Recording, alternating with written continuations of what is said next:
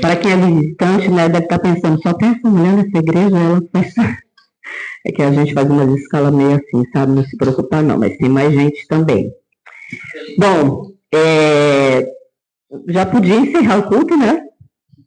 Deus colocou algumas coisas no meu coração para fazer. Aí eu pensei, enquanto a Lulu estava falando, eu falei, bom, ela já fez a pregação que eu ia fazer mesmo, então é só fazer o que Deus mandou agora, que são as orações que eu tenho que fazer.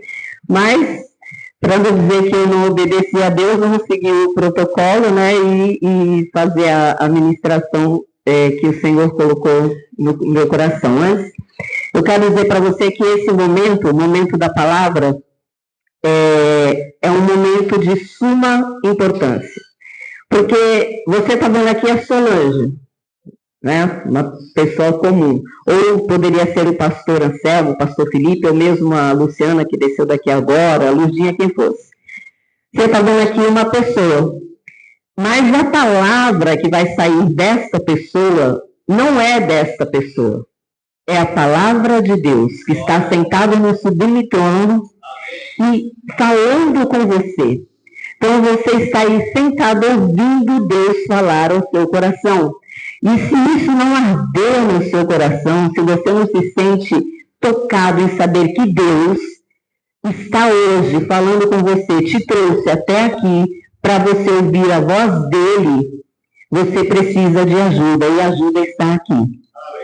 Um lugar para ter um milagre, um ambiente de milagre, uma das coisas necessárias é a presença de Deus, e ela está aqui. A gente viu a presença de Deus manifesta. Há a presença de Deus que habita em nós, e há a presença de Deus manifesta. E nós vimos aqui durante o louvor a presença de Deus sendo manifestada de forma linda. Glória a Deus por isso. Já no ensaio a gente já estava vendo Deus se movendo aqui. Então eu quero pedir a você que esqueça tudo lá fora. Porque você não vai poder resolver agora, vai? É um almoço para fazer, você vai conseguir fazer só pensando aqui? Então esqueça tudo, os problemas, tudo, e se concentre no que Deus, não a Solange, no que Deus tem para falar hoje com você. Até porque Deus já falou, inclusive o pastor usou o nome da pregação, ele usou. Então Deus só está testificando que ele realmente quer falar isso para a igreja dele. Aí eu quero fazer uma pergunta. Imagine que esse lugar que você está aqui hoje, todo mundo que está aqui, todas as pessoas estão doentes, todo tipo de doença. É lepra, é aleijado, é cego, é mudo, todo tipo de doença visível, não só da alma. Você está num lugar que só tem doentes. E aí chega alguém, ninguém fala com ninguém, todo mundo está querendo se salvar, todo mundo está querendo sua cura. Aí chega alguém em você diretamente e fala: você quer ser curado? O que você responderia? Hã? Pois é. A palavra de hoje, o tema é: queres ser curado? Então, se você quer ser curado, basta você deixar Deus agir. Que todo sofisma, que toda crença limitante, que toda resistência à palavra do Senhor, que toda incredulidade seja repreendida no nome de Jesus, que toda ação do inimigo, toda tentativa do inimigo de bloquear a sua mente, o seu entendimento, seja repreendida em nome de Jesus, que toda seta maligna seja repreendida em nome de Jesus, para que você entenda a palavra do Senhor, que sua mente seja aberta, sua consciência seja aberta, seu entendimento, seu coração, seus ouvidos sejam abertos para ouvir o que Deus quer falar com você hoje, e você saia daqui curado. Para vocês que são visitantes, essa igreja está fazendo um mês de propósito de jejum, oração na madrugada, estudo da palavra, para a cura da alma. Então não é à toa que Deus está fazendo um movimento, porque a Bíblia diz que Deus é fiel às suas promessas, ele cumpre os propósitos, ele cumpre as promessas, e a Bíblia também diz: batei, batei, abri-se-vos-á, pedi, pedi, dá-se-vos-á. E nós estamos lá toda madrugada batendo, toda madrugada pedindo. estamos clamando pela igreja. Eu tenho orado por nome, por cada nome. E Deus vai mostrando as situações e a gente vai orando, o pastor está orando. Então, nós estamos criando um ambiente para a cura. É preciso criar o ambiente para a cura, e nós estamos criando o ambiente para a cura. Antes de entrar no texto que nós vamos estudar, eu quero te lembrar de uma passagem que o pastor colocou até no grupo, dentro dos estudos que a gente está fazendo para a cura da alma, sobre o primeiro milagre de Jesus. Ali tinha um ambiente para a cura, porque primeiro você tem que convidar Jesus para a sua vida, certo? Para ter o milagre, Jesus tem que estar convidado. Então, Jesus já está mais do que convidado, ele está aqui, ele habita em nós. Depois, convide a igreja. Às vezes, né, você é uma pessoa que quer se reservar, quer ficar solitária, quer ficar no seu canto, eu não quero contato. Até na hora da comunhão, eu fico aqui sentado, peço para alguém pegar o café para mim, eu não quero contato, eu não quero chamar a igreja, eu não quero comunhão. Só que Deus nos fez para andar em comunhão. Então é preciso que a igreja... Por que eu digo que a igreja estava presente no milagre onde Jesus transformou a água em vinho? Porque Jesus estava ali, os discípulos estavam ali, como convidados. Convide intercessores. Maria intercedeu a Jesus. Chegou nele e falou, o vinho acabou. Então, tenha intercessores na sua vida. A Bíblia diz que a oração do justo pode muito em seus efeitos. Diz, confessai os vossos pecados uns aos outros para que sejam curados. E a última, obedeça sem questionar, porque Jesus chegou para aqueles servos e mandou eles encherem todas as talhas de água. E eles não questionaram, só obedeceram. Porque Maria disse, faça tudo o que ele disser. E eles não questionaram. Então, o ambiente para o milagre tem que ter entrega, ou uma intercessão, se você estiver pedindo para alguém, a sua entrega, confiança, obediência. E aí depois você glorifica a Deus. Amém? Agora vamos ler o texto que dá o tema da nossa pregação, queres ser curado. Marcos, capítulo 5, nós vamos ler do versículo 1 até o 14. É um texto bem conhecido. O Evangelho de Marcos, né, o contexto de Jesus estava aqui na terra, na sua obra, na sua missão aqui na terra, fazendo muitas curas. Então ele já vinha nesse texto aqui, ele já tinha vindo de outras curas, outras missões. Por isso que na minha versão, que é a ARA, ele começa dizendo entre mentes, é uma palavra chique, mas quer dizer, entretanto, ele, na sequência, né, dos fatos, chegaram à outra margem, esse A com crase, né, foram para a outra margem do mar, a terra dos Gesarenos. Ao desembarcar, logo veio dos sepulcros, peraí um pouquinho, que eu acho que eu peguei a referência errada, né, não foi? Errei, desculpa. Eu escrevi uma coisa e li outra. É João, tá, gente? Sai de Marcos, vai para João. É o capítulo 5, só que é de João. Ninguém estava entendendo nada, nem eu. João 5. Agora nós vamos certinho. Só damos capote ali no menino da mídia. João 5, versículo 1. A cura de um paralítico. Agora tá certo. É tudo evangelho, né? Então a gente mistura. Vamos lá. Passadas estas coisas, né, ou seja, coisas que Jesus havia feito, havia uma festa dos judeus e Jesus subiu para Jerusalém. Ora, existe ali, junto à porta das ovelhas, um tanque, chamado em hebraico Betesda, o qual tem 5 pavilhões. Então, imagine um lugar bem grande mesmo, Men's Convention Center, assim, 3 vezes ele, pavilhão grande ali, um lugar bem grande, e tinha ali esses 5 pavilhões. Nestes jazia uma multidão de enfermos. Como eu disse no começo, imagine que você está num lugar que só tem enfermos. Uma multidão de enfermos, cegos, coxos, paralíticos, esperando que se movesse a água.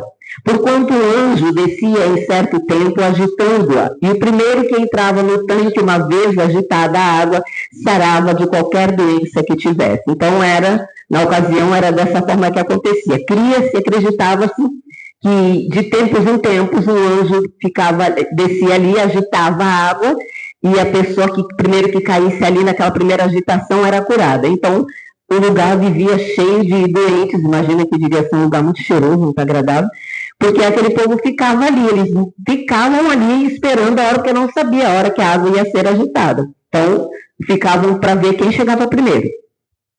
E aí o versículo 5 diz: estava ali um homem enfermo, havia 38 anos. Quantos anos? Enfermo, 38 anos. Não é um mês, 38 dias, é 38 anos. Jesus, vendo-o deitado e sabendo que estava assim há muito tempo, perguntou-lhe: queres ser curado? Aí eu amo que Jesus, né, ele faz umas perguntas bem óbvias, né? O cara está ali no tanque de Betesda, paralítico, ele fala: tu quer ser curado? Mas sabe por que Jesus faz isso? Porque a gente não sabe o que quer. A gente não sabe o que quer. Às vezes você está orando para Jesus te dar um namorado, porque você está se sentindo muito solitária ou muito solitário, uma namorada. Quando, na verdade, Jesus quer curar os seus traumas de infância. É disso que você precisa, não de um namorado. Então, Jesus perguntou para ele: queres ser curado? E agora veja a resposta. Respondeu-lhe o enfermo: Senhor, não tenho ninguém que me ponha no tanque quando a água é agitada, pois enquanto eu vou, desce outro antes de mim. Veja que Jesus perguntou para ele: queres ser curado? Eu perguntei aqui para vocês, o que você responderia? Todo mundo disse: quero. O que ele fez? Deu desculpa. Alguém chega no meio de uma multidão, você está 38 anos esperando o seu momento. 38 anos ele estava ali esperando uma hora dele conseguir chegar na alguém levá-lo até as águas que se agitavam. Se sou eu ou você e a pessoa chega perto de você, antes dela terminar a frase, eu falo: cara, me leva, me leva, me leva. Ele foi contar uma história: Senhor, é que não tem ninguém que me põe, que me leva. Sabe o vitimista? É que não tem ninguém. É que, Senhor, quero ser curado? Então, mas é que meu pai era assim, e aí eu fiquei desse jeito, aí agora para mudar. Mas você quer ser curado? Ah, então, é que é muito difícil perdoar. O que me fizeram, muito difícil, uma ferida que está aberta até hoje. Mas você quer ser curado? Então, Senhor, é porque cada vez que eu vejo essa pessoa, eu me lembro, sabe? Eu já perdoei. Mas quando eu vejo, eu me lembro, aí fica... Mas você quer ser curado? A pergunta é: queres ser curado? Ah, mas eu vou no psicólogo, aí chega lá, ele me confronta, e eu saio de lá pior. Claro que quando mexe na ferida, a ferida dói. Tá, mas a pergunta é: quer ser curado? Estão pegando a minúcia? Você quer ser curado? Então, ao invés de você dar desculpas para Deus, de dizer: não, mas foi Adão, foi Eva, foi a serpente, foi a mulher que me deste, foi meu pai, foi a minha mãe, foi o abuso que eu sofri, é o governo, são as contas que eu não consigo pagar por conta do governo, é meu negócio que está falindo. Mas então, Senhor, eu não sei nem... Senhor, tem tanta dor que eu não sei nem dizer de onde vem. Tá, mas você quer ser curado?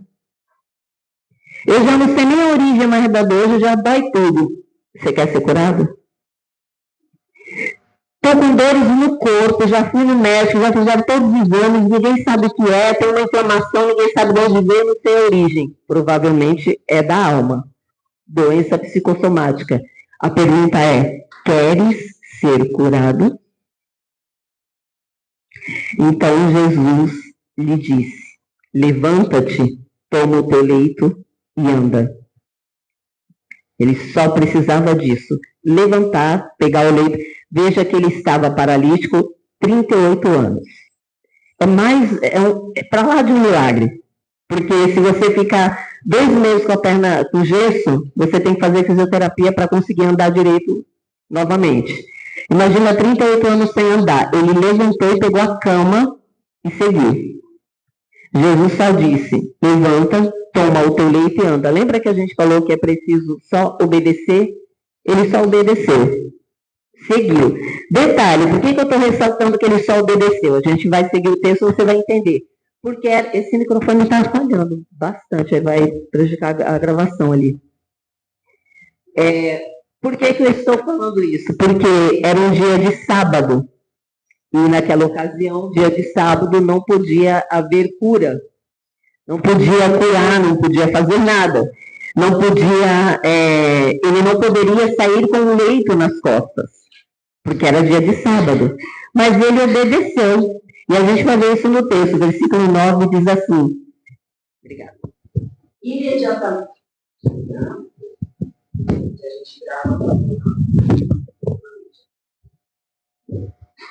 Versículo 9. Imediatamente o homem se viu curado e, tomando o leito, pôs-se a andar. E aquele dia era sábado. Por isso disseram os judeus ao que fora curado: hoje é sábado, e não te é lícito carregar o leito. Contextualizando, quando Jesus esteve na terra, procuravam toda maneira para prendê-lo, para matá-lo, queriam sempre acusá-lo de alguma coisa. Então eles ficavam procurando uma ocasião.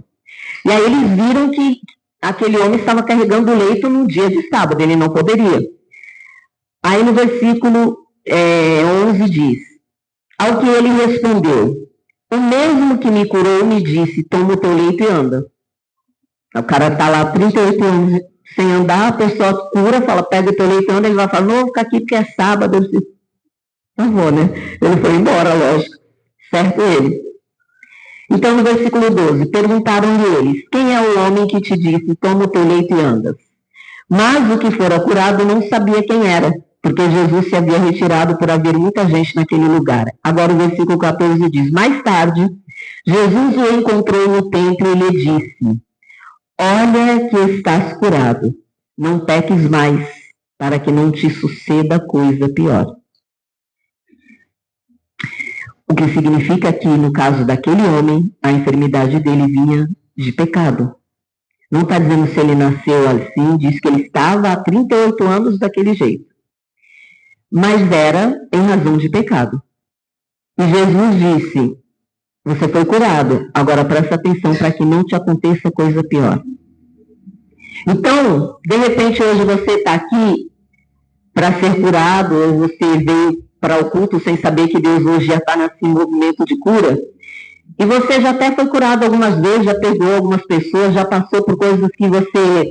A maioria das pessoas, na verdade, fala assim, olha, né, todo mundo que suportaria o que eu suporto não, viu? Porque menino, se... Olha, já, por muito menos, já teria caído em depressão. Um monte de gente fala isso, né? E aí você já foi curado, você consegue ficar de pé, consegue... Venceu várias coisas. Mas vira e mexe, dá uma volta ali, você cai de novo numa mágoa, numa amargura, num rancor, numa falta de perdão. E aí Jesus está dizendo, olha, você já foi curado. Cuidado para você não pecar de novo, para que não te aconteça coisa pior. Pior. Ele não diz para que aconteça o mesmo, para que você volte a ficar aleijado. Ele diz para que não te aconteça coisa pior. Sabe o que é pior do que a amargura? Do que não liberar perdão, do que mágoa, do que andar em círculo em torno do pecado? A morte, que vem do pecado. O salário do pecado é a morte. Estão entendendo? Quem está entendendo? Então, a gente vai ler um outro texto. Eu peguei esse texto primeiro para frisar duas. A gente pode olhar para esse texto de duas maneiras. Uma é esse coxo, esse paralítico, ao invés de responder logo a pergunta, falar, mas é que, sabe, então não tem ninguém para me levar, pobre de mim, coitado de mim, que é o que a gente faz, né? Dá desculpa quando Jesus vem para tratar. Quando Jesus aperta, porque a gente quer ser tratado, a gente quer ser curado, certo? Todo mundo quer ser curado? Quer ser curado. Mas a gente não quer passar o processo. O processo dói. A cura não vem assim. Deus até pode, faz, muitas vezes ele cura instantaneamente. Mas quando ele quer tratar a alma, sobretudo quando esse problema da alma vem junto com o pecado, aí ele passa por um tratamento, que é para você conhecê-lo, para você ser santificado, para você ser justificado por Cristo. Então ele te apresenta Jesus, ele te aproxima de Jesus. Por isso que Jesus faz perguntas, que é para olhar para dentro de si e ver, falta eu aí, ó. Estão entendendo? Então o processo dói. E aí por isso que muitas vezes a gente foge da cura. Você vem num culto de cura, de oração, culto normal, e aí vem uma pregação e fala, olha, quem está nessa situação, vem aqui na frente que nós vamos orar. Ah, eu não vou olhar para mim.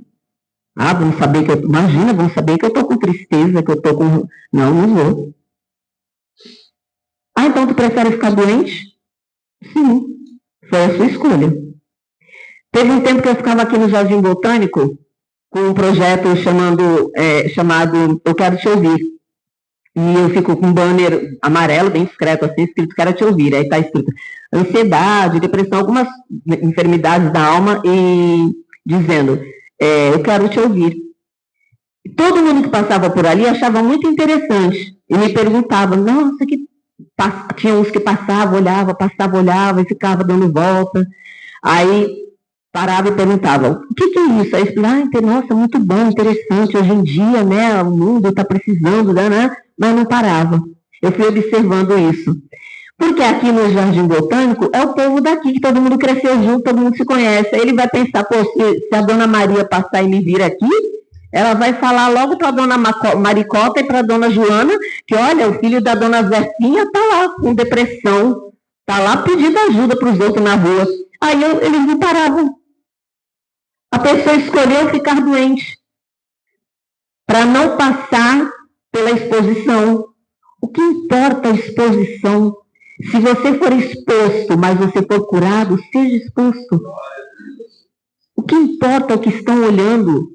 O que importa é a sua relação com Deus. E Deus quer te curar, não apenas para você ficar curado. Porque se você não for curado, não há relacionamento entre vocês. Porque a cura levanta uma barreira. Isaías, o Senhor disse através do profeta Isaías, a minha mão não está encolhida para que não possa abençoar, nem os meus ouvidos agravados para que não possa ouvir, mas o vosso pecado faz separação entre eu e vocês. É isso. Por quê? Feridas da alma, mágoa, amargura, rancor, é pecado. Você não sabia, né? É pecado. Guardar mágoa do pai, da mãe, de quem te violentou, de quem te feriu, de quem te humilhou, é pecado. E aí você está guardando aqui. Ciúme, inveja, você está guardando aqui. Aí vai crescendo. Vira iniquidade, a mente cauteriza e você já não sente mais nada. Aí o ódio vira indiferença. Aí tu já está morrendo. Aí sua oração não chega. Porque a Bíblia diz que aquele que odeia o seu irmão, está em João, é homicida. Aquele que odeia o seu irmão é homicida. Deus não vai receber um homicida, porque o texto bíblico diz que, Isaías também diz que vocês oram, repetem suas orações incansavelmente, mas eu não ouvirei porque suas mãos estão cheias de sangue. Então, se você odeia, a Bíblia diz que você é um homicida. Aí a sua oração não vai passar mesmo. Tem uma barreira. Mas a boa notícia é que Jesus deu a vida dele, derramou o sangue dele, para que você se arrependa, confesse, chegue diante dele, e ele te perdoa, te justifica, te limpa, te purifica de todo pecado e te torna justo diante de Deus. E aí você pode falar com Deus e viver a plenitude com o Senhor. Amém? Mas a gente escolhe ficar doente, porque vão falar, vão ver, vão olhar, vão comentar. Se eu for lá na frente, e se eu chegar lá na frente e começar a chorar, vai todo mundo achar que eu tenho um problema. E deixa achar. Você vai ser curado? Você não disse que queria ser curado? Deus faz como Ele quer, do jeito que Ele quer. Agora, você não vai querer ser curado e falar, mas eu quero que seja assim, que o Senhor venha lá na minha casa, bata na porta, entre, ninguém veja, o Senhor fala, vim aqui te curar. Não, Ele vai fazer do jeito que Ele quiser. Olha para os milagres de Jesus. Para um cego Ele disse, seja curado. Para o outro Ele falou, vai lá, cuspiu no chão, fez uma lama lá, passou nos olhos dele e falou, vai lá lavar agora. Por quê? Uai, pergunta para ele, porque ele não explicou não. Então, Jesus faz como Ele quer. Ele pode te curar. Você aí sentadinho no meio do louvor, você já até foi curado hoje. Como Ele pode fazer você vir aqui à frente, chorar, até se derramar e sair daqui curado. Ele faz do jeito que Ele quer. A escolha é sua se você quer ser curado. Ou se você vai dar desculpa. A gente pode olhar deste ponto, esse texto, ou também podemos olhar esse texto de uma segunda perspectiva. Esse homem apesar de estar ali amargurado, né, porque ele estava com dó dele mesmo, porque tantos anos ali vendo os outros caindo na água, e ele já não tinha mais esperança, porque como eu, que não ando, vou conseguir chegar no tanque. Não vou conseguir. Então, ele já estava amargurado, mas, diante da primeira oportunidade, ele creu e obedeceu. Não devia nada, mas fazer o quê? Já não tem mais nada para fazer. O homem mandou eu levantar, vou levantar. Ele creu. Porque, você acha que é uma coisa fácil? A pessoa não anda há 38 anos. Aí o homem que o texto diz que ele não conhecia, tá? Nós lemos aqui. Perguntaram para ele, ele falou, não sei quem é. Ele não conhecia. Imagina, se põe nessa situação, você é paralítico. Aí chega uma pessoa que você nunca viu na sua vida e fala, levanta da cadeira e anda. Tu faria isso? Faria? É uma pergunta para ser respondida. Pode falar. Você não conhece, nunca viu. A pessoa chega e fala, ó, levanta aí e anda. Você nunca andou. Tem 40 anos sem andar. Levanta aí. Ele imediatamente levantou. Pegou a cama nas costas, não quis nem saber que era sábado. Então, também mostra iniciativa. É preciso crer, é preciso ser intencional para alcançar o milagre. Deus nos chama a participar do milagre. Você precisa crer e precisa ser intencional. Estão entendendo? Amém. Quem está entendendo, diga amém. Já falaram, irmã, você não ouviu? Agora vamos lá para o texto de Ezequiel, capítulo 37. Que agora a gente vai falar pior. A gente está falando só de enfermidade, agora a gente vai para a morte. Para os ossos tudo seco. Ezequiel 37, versículos 1 ao 14. Vou abrir aqui. Ezequiel está na Bíblia, no Antigo Testamento, tá? Dos profetas maiores. Também um texto muito conhecido. Porque hoje, como Jesus está aqui no movimento de cura, o que eu disse? Que quando a mente é cauterizada, quando a gente vai se acostumando com o milagre, com o pecado, chega uma hora que a gente morre, né? O salário do pecado é a morte. E às vezes a gente não morreu por inteiro, mas tem coisas mortas dentro de nós. Às vezes tem esqueletos escondidos dentro de nós, coisas que a gente não quer mexer. Não vou mexer porque vai dar trabalho, vai levantar um cheiro, não quero mexer. Sabe quando você sabe que tem que mexer naquele armário, mas você vai espirrar, tem mofo, aí você fala, hoje não estou para isso que eu vou ficar com ruim. Não, hoje deixa para outro dia. Quando tiver bastante sol, aí você vai protelando. E os esqueletos vão secando, vão ficando ressequidos lá dentro da sua alma. Né? E aí, a gente agora vai ler o texto onde Jesus quer mudar também esse cenário da sua vida. Seja qual for o estágio que você está, ou na doença, como o paralítico, ou no vale de ossos secos, Deus é o mesmo e pode tirar você de qualquer uma das situações. Vamos lá, versículo 1. Veio sobre mim, aqui o profeta Ezequiel falando, veio sobre mim a mão do Senhor. Ele me levou pelo Espírito do Senhor e me deixou no meio de um vale que estava cheio de ossos. E me fez andar ao redor deles. Eram muito numerosos na superfície do vale que estavam sequíssimos. Então me perguntou, Deus, vamos fazer uma pergunta, né? Então me perguntou, filho do homem, acaso poderão reviver estes ossos? Respondi, Senhor Deus, tu o sabes. Disse-me ele, profetiza estes ossos e diz-lhes, ossos secos, ouvi a palavra do Senhor. Assim diz o Senhor Deus a estes ossos, eis que farei entrar o Espírito em vós e vivereis. Porei tendões sobre vós, farei crescer carne sobre vós estenderei pele, porei em vós o Espírito e vivereis. E sabereis que eu sou o Senhor, como a Luciana disse, o grande eu sou. Então profetizei segundo me for ordenado. Enquanto eu profetizava, houve um ruído, um barulho de ossos que batiam contra ossos e se juntavam cada osso ao seu osso. Olhei e eis que havia tendões sobre eles e cresceram as carnes e se estendeu a pele sobre eles, mas não havia neles o Espírito. Então ele me disse, profetiza ao Espírito, profetiza ao Filho do Homem e diz-lhe, assim diz o Senhor Deus, vem dos quatro ventos o Espírito, e assopra sobre estes mortos para que vivam. Profetizei como ele me ordenara, e o Espírito entrou neles, e viveram, e se puseram em pé um exército sobremodo numeroso. Então me disse, filho do homem, estes ossos são toda a casa de Israel. Eis que dizem, os nossos ossos se secaram, e pereceu a nossa esperança. Estamos de todo exterminados. Portanto, profetiza e dize-lhes, assim diz o Senhor Deus, eis que abrirei a vossa sepultura, aleluia, e vos farei sair dela, ó povo meu, e vos trarei a terra de Israel. Sabereis que eu sou o Senhor, quando eu abrir a vossa sepultura, e vos fizer sair dela, ó povo meu.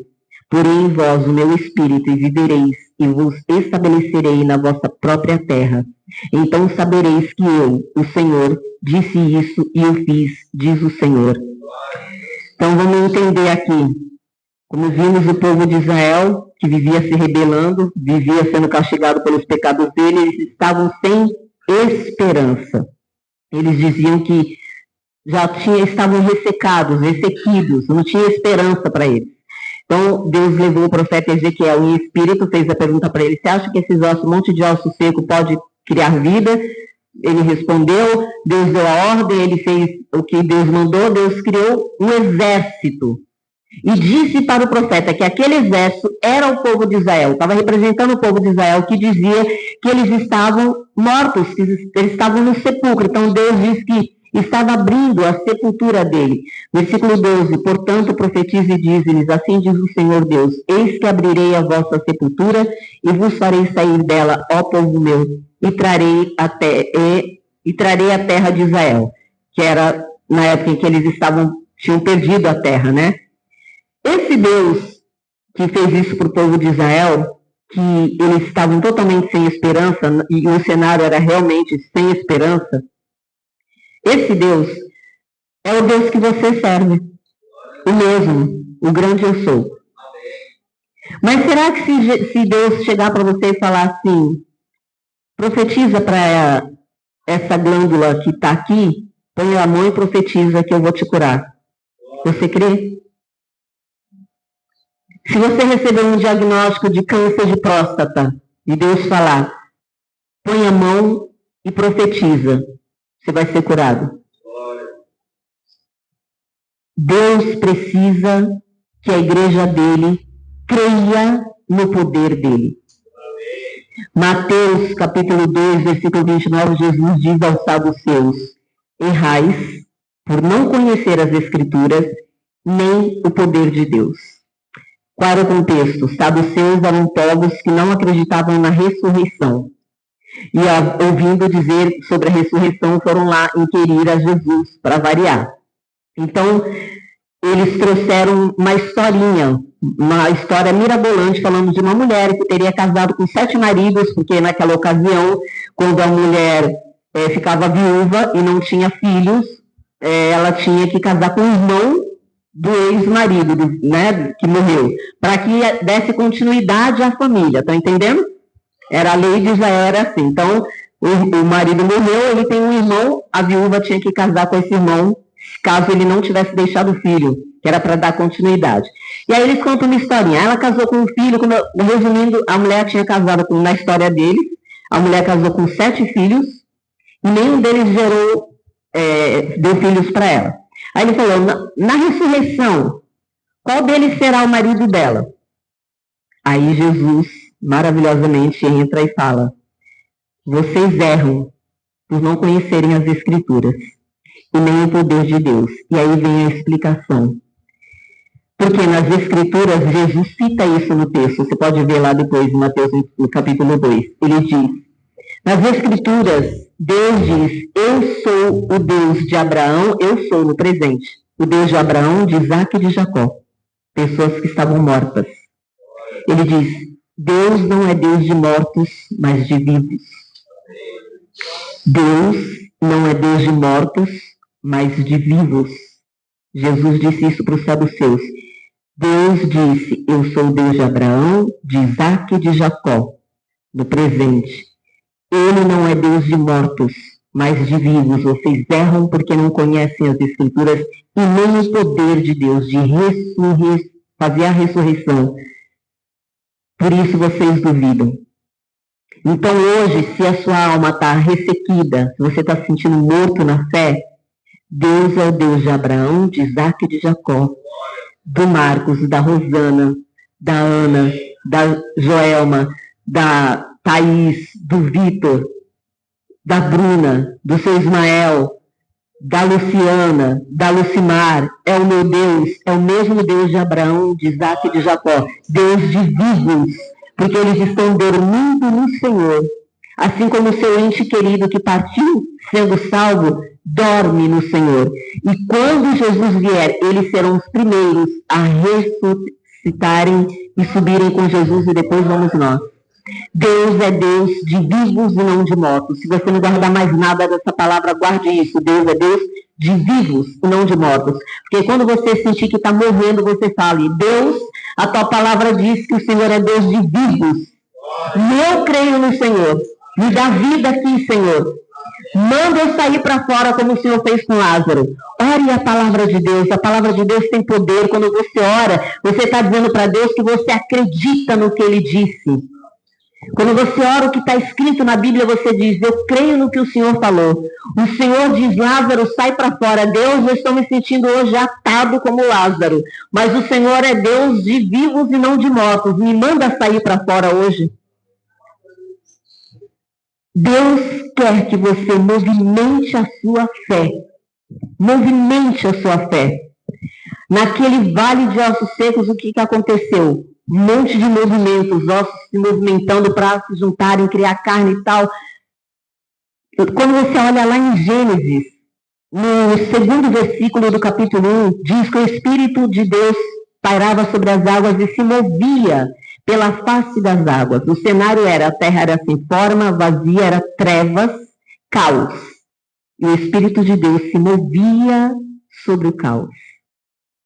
Se tem um caos hoje na sua alma, o Espírito de Deus pode se mover aí e colocar tudo em ordem.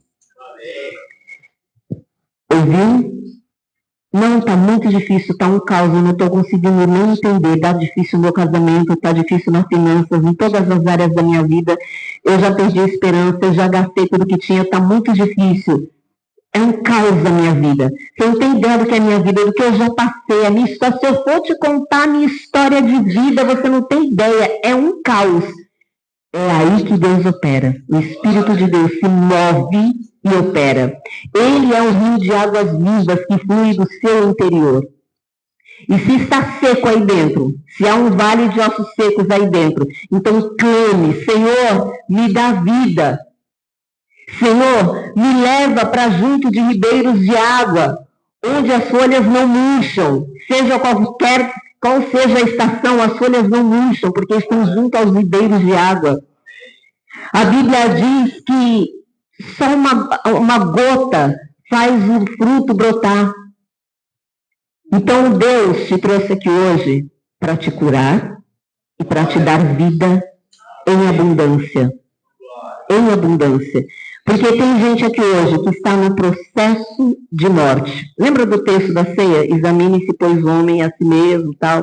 Ele diz: por causa disso há muito entre vós que estão doentes e muitos que dormem. Ou seja, muitos que estão morrendo na fé, porque não sabe discernir o corpo do sangue, não entendeu. E eu, esses dias, estava orando, falando com o Senhor, me questionando, porque eu prego em igreja, faço discipulado, faço atendimento, faço visita, mas eu falei: mas Deus, eu prego só para crente, né? Eu não saio por aí evangelizando, só quando tem oportunidade numa fila, em alguma coisa, só prego para crente. E Deus me disse: dentro da igreja tem muita gente que não é crente, que não entendeu a salvação. Então é preciso pregar para crente. Tem muito crente que não entendeu a salvação.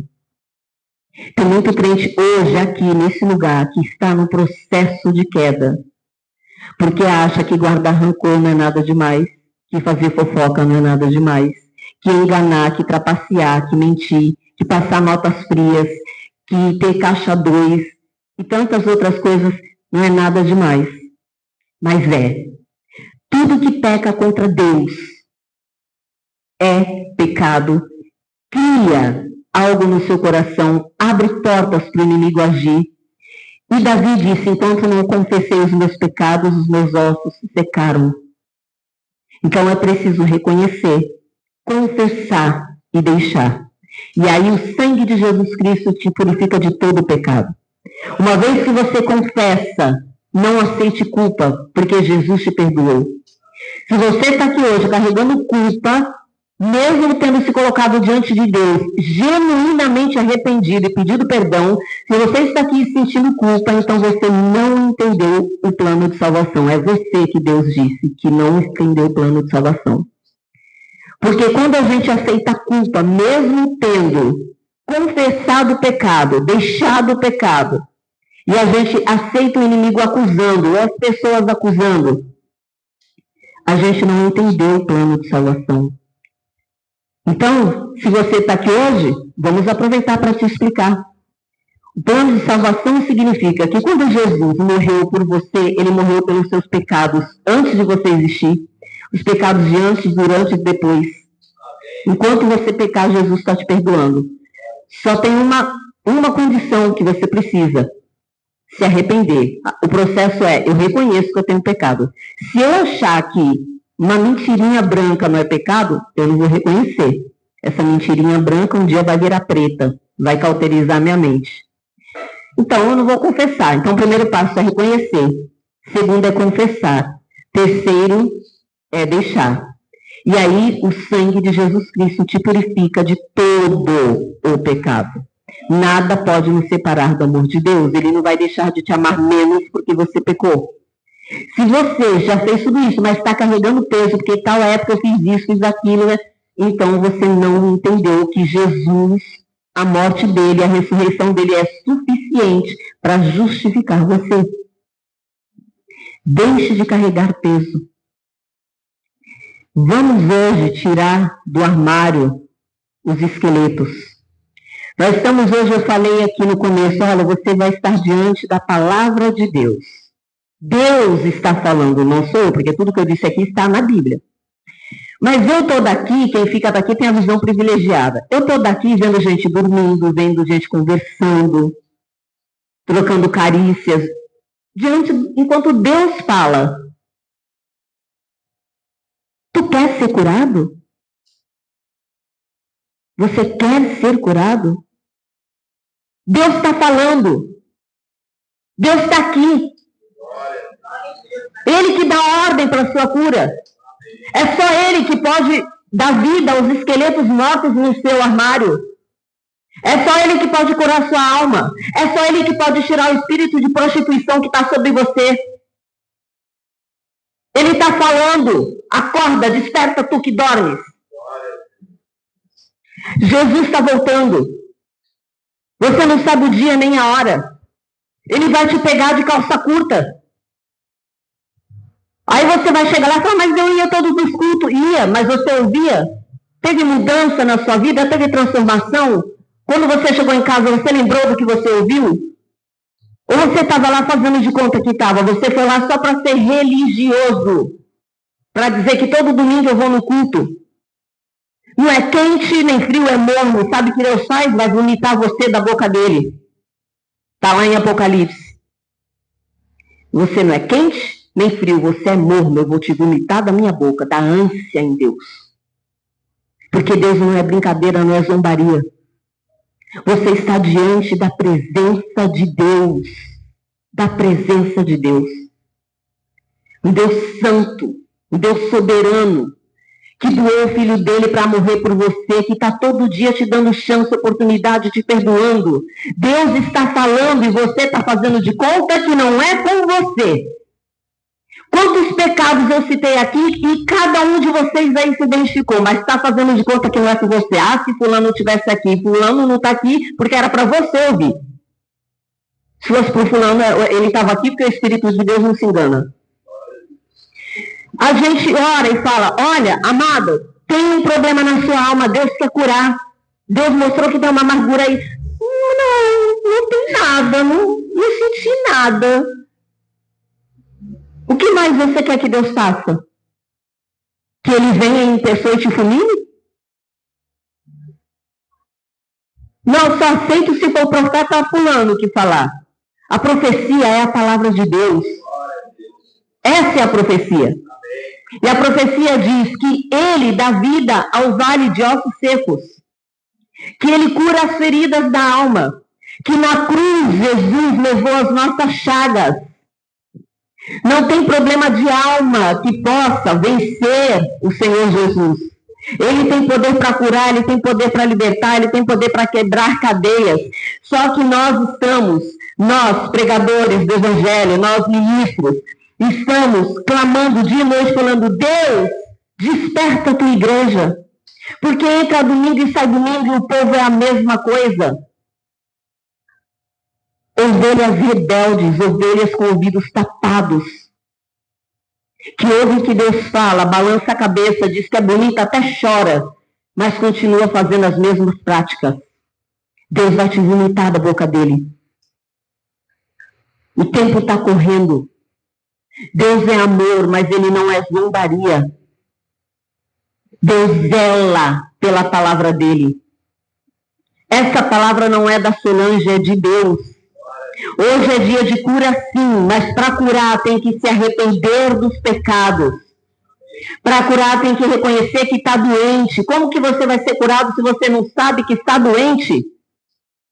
Se você não entendeu ainda que a sua psicose é uma doença, que a sua obsessão por essa pessoa é uma doença na alma. Ninguém que tem obsessão por outro está no mal, está em pecado. O amor não arde em ciúme, diz a palavra de Deus. O homem que quer ter o controle da vida da mulher, cada passo que ela dá é pecado. Você está sendo um obsessor, aprisionando as pessoas. Você que vive acusando, aculpando, julgando o outro, você está aprisionando pessoas. Tem gente que tem vergonha de vir aqui na frente por causa da sua língua. Porque sabe que a irmã fulaninha depois vai falar, vai assuntar por que eu fui lá na frente. Deus vai cobrar essas vidas de você. Cura do Senhor não vem de graça. É pela graça, mas não é de graça. Tem que pagar o preço. Tem que passar pelo processo. Tem que se humilhar. Tem que se quebrantar. Tem que reconhecer. Tem que confessar. E ele já deu todas as armas para isso. Posicionamento diante de Deus. Quantos anos mais você vai ficar parado na beira do tanque esperando alguém para te levar? Quantos anos mais? Quantas vezes já te falaram, balançou a água lá, não vai não? Tem culto hoje. Quantas vezes mais? Quantos cultos você já veio, o anjo balançou a água, o Espírito Santo moveu, Deus falou e você saiu do mesmo jeito e fez de conta que não era contigo, porque é difícil demais mudar. Como que eu vou mudar isso? Tantos anos vivendo assim, tão difícil, dá tanto trabalho. Trabalho tu vai ter quando Jesus voltar e tu for para o lago de fogo ardente. Aí vai dar trabalho. Não perca seu tempo fazendo de conta que é crente. Seja crente de verdade. Creia em Deus. Viva a palavra de Deus. Ame a Deus. Ame a Deus. Deus te trouxe aqui hoje para te curar. E isso é um gesto de amor, porque ele não precisa de você. Ele poderia muito bem falar, não quer relação comigo? Tudo bem, vai viver a relação com o teu outro Deus. Mas se ele te trouxe aqui para te dar esse chacoalhão, é porque ele diz, eu quero me relacionar com você. Eu chamei você, quero me relacionar com você e eu vou te curar hoje. Se você der espaço. Se você se posicionar. Se você obedecer sem questionar. Então, se você quer ser curado hoje, obedeça sem questionar.